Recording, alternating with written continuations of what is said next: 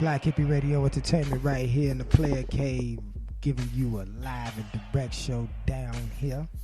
Me and the homie Smokey D sitting right here on this Monday, pre-4th of July. You know, for all y'all that celebrated, happy 4th of July. For those of you that don't, hey, fuck it. Just go out there and enjoy yourself. What's going on today, man? Yeah, you know, get the free beer, get the free ribs, get all that, you know what I'm saying? And yeah, man. You got to celebrate. You know, got a nice little show lined up, man. Got some good music. Got some topics, some freestyle topics we're going to talk about. We're going to talk a little sports, NBA, NFL. You know, they going through a little contract, you know, comparison and everything else. Going to talk about that 4x4 album. You know, if you didn't know, you can catch it right here on Black Hippie Radio Entertainment, the radio station. You can also catch it on the website. For all of you that haven't listened and want to listen, there's your chance to listen.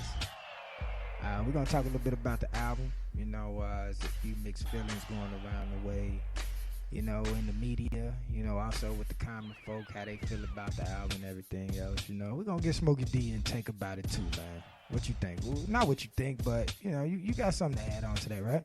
Oh, most definitely, but, man, mixed feelings, huh? Yeah, it's a lot of mixed feelings. So you got some people out there that said it was whack. Oh, we definitely got to talk about that because, so, man, they might need to get checked or get some medication or something like that. This music, man, this new wave of music has really, like, gotten to the minds of people and made them bop a different way. So we're going to talk a little bit about that, plus a few more issues that's been going on around in Chicago. You know, I lost a buddy last week, you know, to gun violence here in Chicago. He got killed out south over there on 79th. So we're going to talk a little bit more about that, you know, the problems that's going on around in the city, you know, just give our take, you know. We're just going to talk and just play some music. This is the live and direct show right here on this Monday, 7/3, right before the 4th of July. A lot of people got a day off, man. Y'all be safe. Gonna be back in y'all in a minute.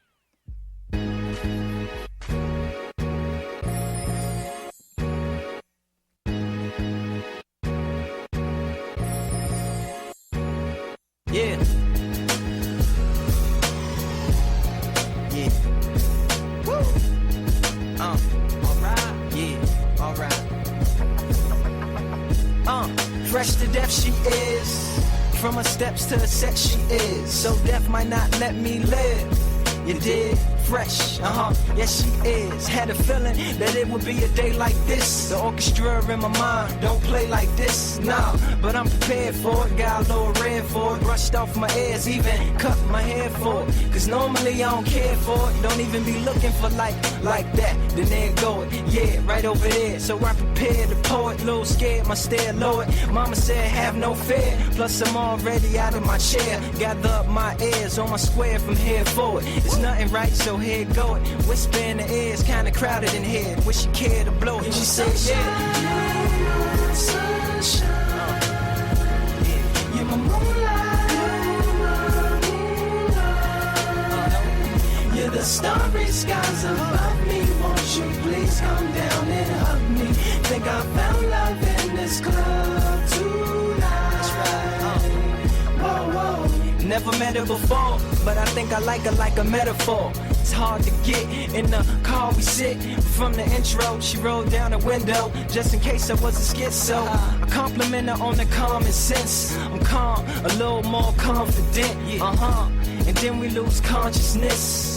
She says that I've been waiting for you, and I know you've been chasing me too. Since they kidnapped me from a castle, I've been thinking of you. I told the fire-breathing dragon he bet not harm me or be sorry when he meets my one-man army. And thou hast come to rescue me, my knight in shining armor. Yes, you be woken up by the horn of an SUV. I said, see, too beautiful to let you sleep. You're my sunshine, sunshine. You're my moonlight.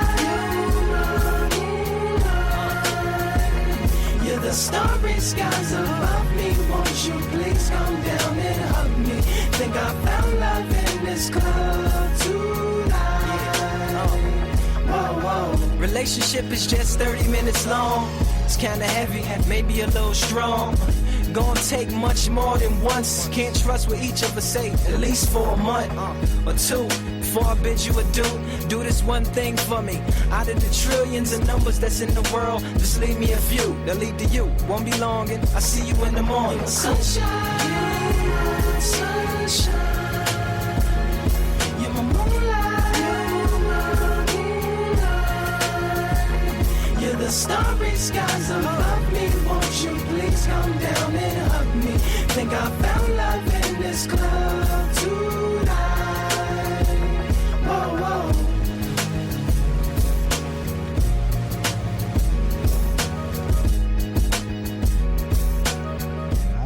I've been in a few situations. Black Hippie Radio Entertainment, back in your ear, being the homie Smokey D. Down here in the player case, sitting back, just kicking the shit, talking and chilling.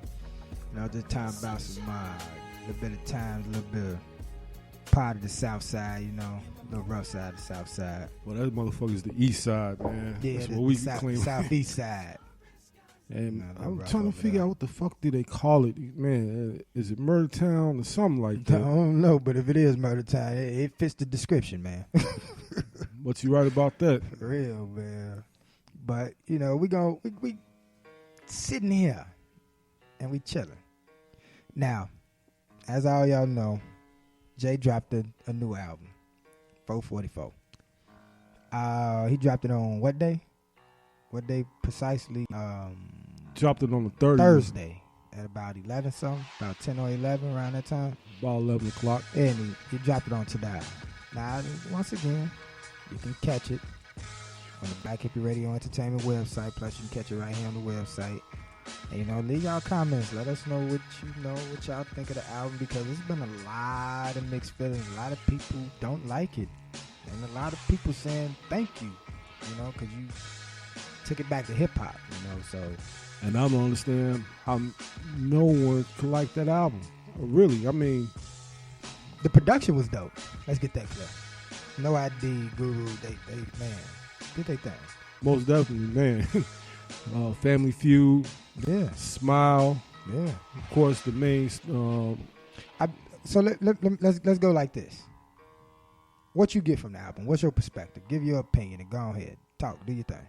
What I got from Jay was he's stepping up and he's seeing the direction, especially in the culture, black culture at that, or what's going on. And him having a position that he has, you know, being up there, making his money and being, I won't say just famous, but, you know, he's one of the top hip-hop artists out there.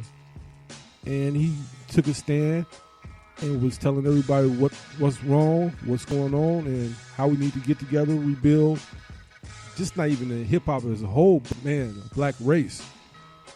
And he's giving a lot of education on how to do this and everything like that. And, I mean, I ain't going to say it caught me off guard, but from somebody who's, you know, kind of flashy jigger man and everything like that, definitely, you know, he's being that mentor, you know, trying to pull people up and giving them that insight of what's going on. I did.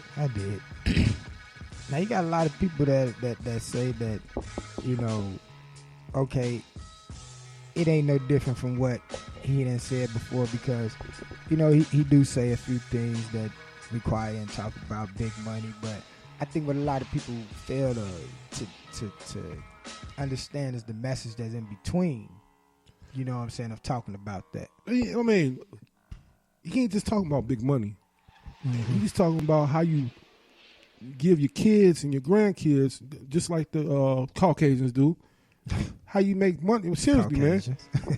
You know, when they make money, the white folks, they make money. They try to get them to get wealthy, but they also they build for generations, right? And that's what he's talking about. Mm-hmm. So he's not talking about balling till you fall or something like that. He's talking about on how you really expand on your wealth, basically.